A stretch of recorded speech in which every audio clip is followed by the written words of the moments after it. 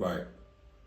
My neighborhood growing up wasn't the nicest. Okay. Everyone who lived there was there because they couldn't afford anywhere else. Jesus. Not because they wanted to live there.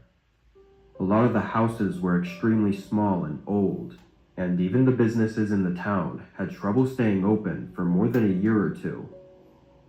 When I was young, it was pretty common for us to go to these houses and businesses that had been abandoned and just mess around in them. The police had to have known this was going on, since every kid in town was doing it, but they didn't do anything about it. Anyway, when I was really young, my elementary school shut down, and the building was never repurposed. So when I was older and exploring these rundown places, I was intrigued to see what the school looked like now. On a Saturday night, my buddy Ryan and I went to the school. We didn't have cars, so we had to walk about 4 miles from his house to get there. God. This building, even before it was abandoned, I always found a little bit creepy. It was on the edge of town, buried in the woods with a chain link fence around it. It just really did not seem like a place for an elementary school. We climbed over and went to the side of the building to see if there was a window to get in from. Lucky for us, almost every window had already been smashed open. I jumped in first, followed by Ryan. The first thing we did was just stand there and listen to hear if anyone else was inside. There was this very loud, hollow creaking noise the building was making, but it sounded like we were alone. We walked down the hallway, peeking into some of the rooms. It was a very strange feeling to be back at the school after so many years and see it in such horrible condition. We passed, maybe... Isn't that enough? You could have just stepped inside, looked around, and be like, huh? All right.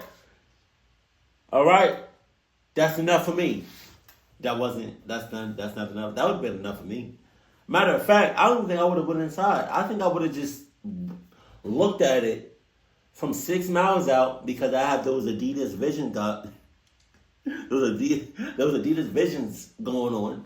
I would have saw it from 6 miles out. Don't you know? I don't know if it's the bald eagle, but like certain birds can see like really far away, but I don't know how to like. They can see really good. I don't really know how to explain it. Like they can see far away, but then they can see it. It's like they can zoom in with their eyes or some shit. So that's what I can do. So I can see the school for miles and miles away from 6 miles out at least with 20/20 vision. I can zoom in with my shits. So I'm good on that. I don't have to step on the property. I don't have to go inside. That's enough for me. But it seems like it's not enough for y'all. 3 rooms, walking slowly and quietly, before a sudden thud echoed throughout the entire building. We stopped and looked at each other, but no more sounds came. Ryan said it was probably just a building settling in on its own weight. Or it could have been a warning sign that said, "Get the hell out of here!" We continued down the hallway. Of course. A lot of the rooms were either empty or just had a bunch of chairs lined up in them, but nothing really interesting. That was until we got to the next hallway, deeper into the school. This hallway had chairs scattered throughout, blocking the way through. We had to push them aside just to get to the rooms. The first room was locked, so we went down to the second room on the left side and looked in, seeing what looked like clothes hanging from the ceiling. I walked in and looked at it, unsure why or how those got there. After a moment, I wondered why Ryan hadn't said anything and if he was seeing what I saw. I turned around, and as my head moved across the room, I caught a glimpse of a figure in the far back. I shot my eyes to the far wall, seeing a disheveled man staring at us as he stood with something in his hand. To make it all worse, he had almost no clothing on. To make it all worse, Gator left my side and hauled ass 6 minutes ago. So he out of here. So now it's just me and this cluck ass right here. Jesus, man. I quickly glanced at Ryan, who had his eyes fixed on the man as well. If I was Ryan, you're not glancing at me. You know what? You probably are glancing at me. But you're glancing at my after image because I'm already gone. I already saw all this bullshit. I already saw this cluck shit. Well before you saw it. So this whole person, me, being beside you right now, this whole interaction, it's not really me. Because I've been gone. I was gone the whole time, to be honest with you. Grabbed my arm and pulled me back into the hallway. Immediately, we heard something metal being thrown across the room toward the door we were at, followed by a horrific scream.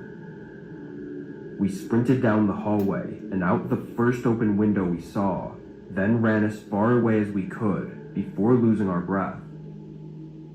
On the rest of the walk home, we put the pieces together and realized the man was likely holding a knife, which was probably what he tried throwing at us. Considering his unstable state, it's likely the man was really dangerous, and had we stayed any longer, or not noticed him, we might have not made it out. Or have you stayed any longer, or have you not noticed him, you would have got clucked up in the ass. Because I'm saying this weak shit. I told you, I already left. Talking about we. Tanner? What? When I was a kid, between the ages of 14 to 16, right, me and my friends were really into hanging out anywhere other than our houses. Most of the time, we would go to some fast food place and chill there, or just find some spot in the woods near the park. Jesus. I guess we were at that age where we wanted to be alone and not have people looking over our shoulders all the time.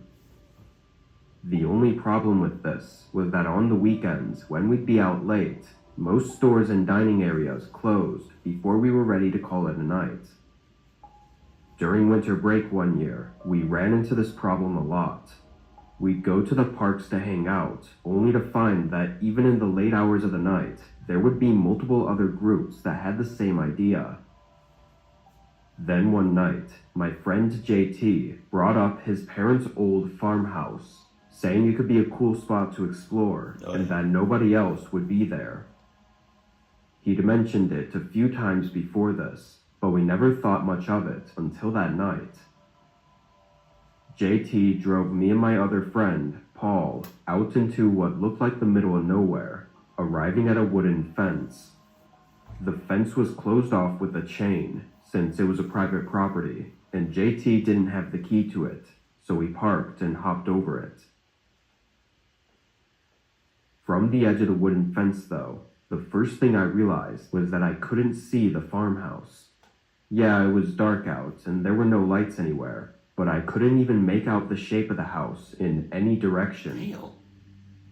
JT started walking, leading the way on a rough gravel path, as he explained why his parents even had the place to begin with. He said it was his grandparents' farmhouse, but when they died, they passed it down to his parents. Okay, but did they die? I need specifics. I need details. Ass. Did they die in the house? Did they die on the property? Where did they die at? Huh? Are they still there?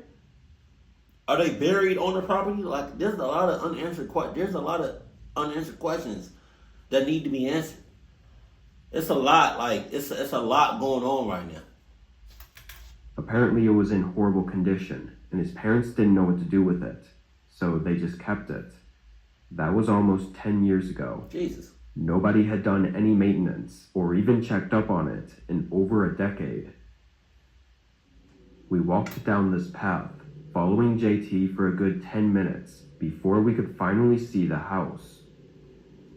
Even from just the outline of it in the dark, you could tell it was in bad shape. Part of the roof was dipping inward like it was about to collapse, and some of the siding panels were hanging from the wood. All of us were quiet now, just looking at it as we walked closer. When we got up to the front of the house... Sorry, excuse me. I farted. I don't know if you heard it, but it was nice. The door was covered by a large sheet of wood, so we went around to the back, where the door was completely missing. We each turned on our phone flashlights and stepped inside. Surprisingly, the place wasn't really trashed like we thought it'd be. Most of the furniture and stuff didn't seem to have been moved very much. It was extremely dusty though, and our phone lights were not the best, so maybe it just looked better than it was. We split up after a minute, just walking around the first floor and looking. I entered a hallway on the left side of the house and began walking down, when suddenly someone walked past the end of the hallway. Oh, Jesus. I froze, and out of panic, I called out JT as if it was maybe him, but I already knew it wasn't. The man I saw, although it was dark, was much taller and thinner than either of my friends. I stepped back and started to go where I'd last seen the two of them. When I turned around the corner and held up my light, both JT and Paul were standing in the middle of the room, looking away from me. I stepped into the room and looked where their lights were pointing. At the edge of the light, the man was standing and staring right back at them. It was like they were all frozen in fear, unsure of what to make of the situation. Guys, let's just leave. Y'all should have I said shakily, but trying to act calm so the guy didn't do anything. But that must have triggered everyone's reactions, because suddenly, we were all sprinting to the back door and running out into the open field. I can't even say for sure if the man chased us out, but JT says he was confident he heard footsteps right behind him. We pretty much ran straight back to the car and drove off, not taking any more risks. I think we can all assume that the man was just a squatter or homeless person defending the place he calls home. What's a squatter? But without a good look at him, it's hard to say for sure. What's a squatter? JT said he'd tell his parents about it so they could lock down the farmhouse, but he never went through with it because he was worried about getting in trouble for going there. I know he's probably using this image, you know, because it goes with the story, but like, if I ever see a house or an abandoned house, whether the house is abandoned or it's inhabited, did I say that right? Or it's habited? I don't know. You know, or it's like it's in great condition. I'm not going in there. You know, you got lights on and shit. Like, I'm not going in there. I'm not. That looks crazy. Like, I would never go into a house that looks like or resembles Courage the Cowardly Dog looking house. That's the definition of the middle of nowhere. Like, Whatever happened that night remains the most horrifying experience I've had. And if JT was right, and the man was trying to chase us, then we got really lucky to have all gotten out unharmed. I just want to go back to Courage the Cowardly Dog. Like, how I haven't seen that show since I was a child, but I'm pretty sure when I was watching TV, they use like antennas and shit, like old school TVs. But like, even now, like, if you was to live like that now, even with the modern technology, how are you getting reception? How are you? I promise you, I'm not going over that house. We can be friends and shit, but like, I'll FaceTime you. You know, I'll text you, I'll call you, but like, I'm not going over your house to cancel Christmas. Like, I don't even care if you tell me, like, I haven't seen you in 6 years. I don't care. Like, as long as you live in a house that looks like Courage the Cowardly Dog and you're in the middle of nowhere, I'm not going over your house. I'm not. I can communicate with you. I can text you. I can call you. I can video chat you. But I'm not going over your house. I don't give a damn what you say. I'm not. That's dead.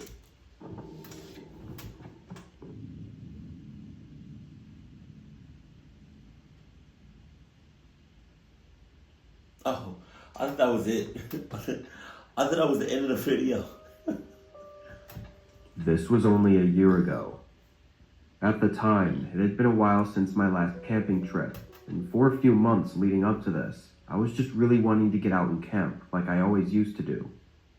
I finally had gotten some time off work and planned out a trip right away. There were some mountains not far, about a 2 hours drive from me, and there were plenty of trails on it. I scrolled through the pictures, but eventually just decided to choose once I got there. I wasn't too worried about the trail, and really just wanted to sit by my tent and relax for most of the time.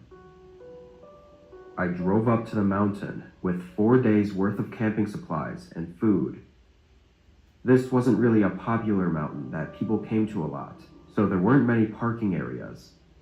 I ended up finding a dirt plot on the side of the road and parked there, then got out and started walking along the road until I got to one of the camping trails.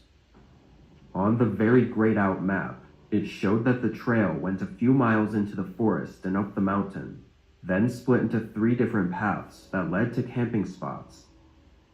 I figured this would work, so I started the hike. It took just under 2 hours to get to the 3 paths. I saw no difference, so I just went with the left one. About 30 minutes later, I came up to the camping grounds. All it was an open area with less trees. Nobody else was there, and it didn't exactly look like anyone had been there in a long time. Everything had grown over, to the point where if there wasn't a direct path leading to this place, it would just look like any other spot in the forest. I tossed my bags down by one of the trees and built up my tent, then sat on a log and ate my lunch. After that, I kinda just sat there, writing in my journal and listening to the birds. Once the sun was starting to get lower, I had to get a fire going. I felt like the birds are telling you to get out of there.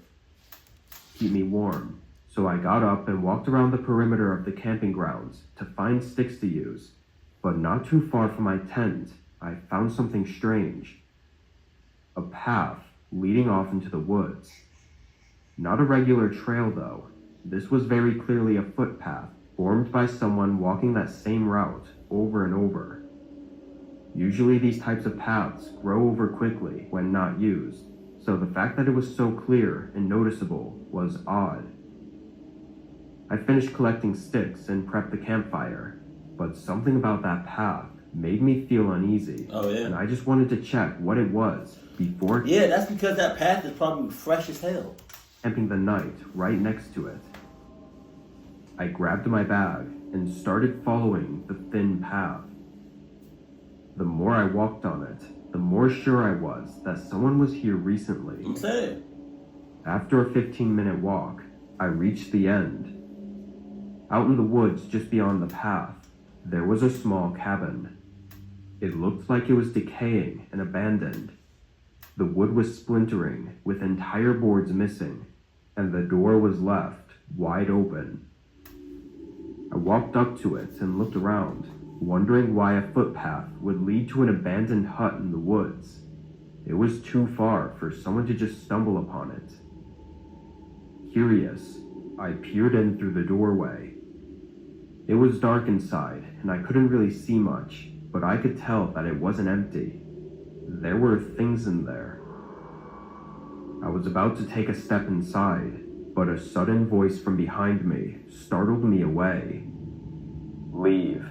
Go away," a man said sternly, almost angrily. I faced him, standing about 10 feet away. The man told me again to leave, and without saying a word, I did as he said. As I walked away, I looked back once, seeing the man standing at the end of the path and watching me to make sure I was leaving. Once I got back to my tent, it was already dark out, but I was not going to stay there. I quickly packed up and left, dangerously hiking in the pitch black with just a flashlight until I got back to my car. I don't know what was going on there, but what frightened me so much was that I was immediately sure that the man I saw did not live there. He was wearing regular, clean clothes and had no signs of even being out there for more than a couple days, which makes me question why he was out there and why he needed me to leave. And how did the footpath form if he didn't live there? Or was there someone else that did? The whole thing has me asking 100 questions, and I don't think there's ever going to be answers. They're not, so stop asking questions.